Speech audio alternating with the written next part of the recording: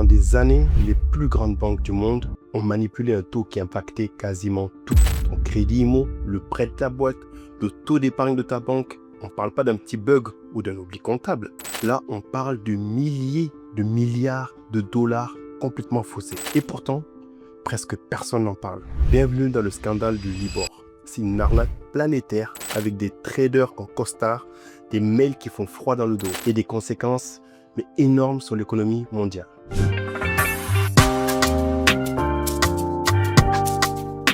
Libor, c'est l'abréviation de London Interbank Offered Rate, un taux de référence utilisé par les banques pour se prêter de l'argent entre elles. Mais surtout, il sert de base pour calculer les taux de trillions de contrats financiers dans le monde. Prêts étudiants, crédits IMO, dérivés, swaps, obligations. Pendant des années, c'est le thermomètre du système financier. Et voici le problème. Le Libor, c'est pas un taux fixé par le marché, comme on pourrait s'attendre. C'est déclaré par les banques elles-mêmes chaque matin. Est-ce que tu sens la douille arriver là?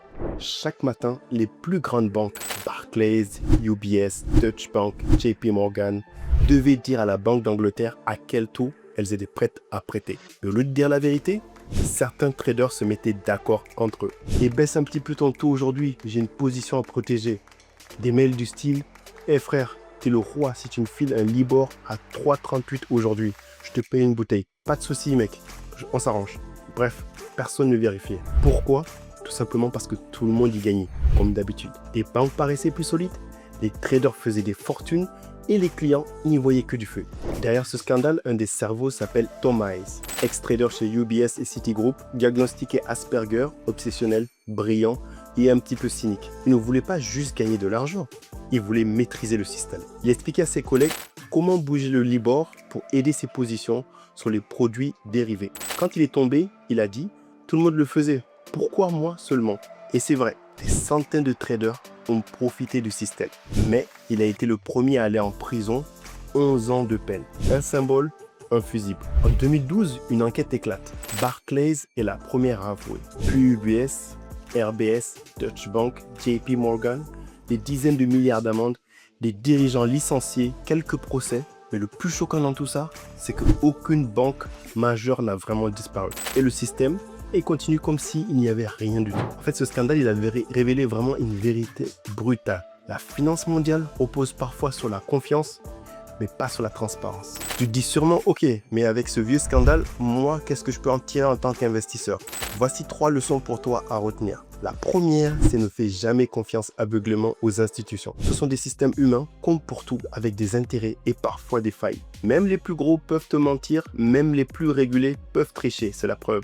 2. L'information, c'est là que réside le vrai pouvoir. Ceux qui comprenaient les mécaniques du Libor pouvaient anticiper les risques ou éviter les bulles.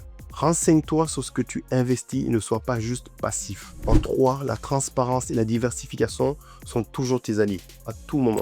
N'investis jamais tout ton argent dans un produit opaque basé sur des calculs que tu ne maîtrises pas ou que tu ne comprends pas. Les ETF transparents, les actifs simples, les produits lisibles sont parfois, voire souvent, les meilleurs alliés sur le long terme. Dans ce nouveau scandale qu'on a vu, le Libor, c'était le cœur du système financier mondial. Les traders ont manipulé le taux pendant des années avec la complicité passive des banques. Des trillions de contrats ont été faussés sans que le public ne s'en rende compte. Et au final, peu de condamnations, mais des leçons cruciales pour ne plus être le dindon de la farce. Le scandale du Libor, c'est pas juste un fait divers de la finance, c'est le miroir d'un système qui repose sur la confiance et parfois sur l'illusion. Mais toi, tu peux faire mieux en t'informant, en posant les bonnes questions et surtout en investissant avec lucidité, pas avec naïveté. Tu veux comprendre ces coulisses, rencontrer des investisseurs qui partagent leurs erreurs et leurs stratégies? Rejoins-moi au Jama Summit, le salon des investisseurs. C'est le 15 et 16 novembre 2025 à Paris. Infos et inscriptions sur le site web summit.jama.co. Et surtout, dis-moi en commentaire, est-ce que tu connaissais cette histoire ou d'autres scandales financiers?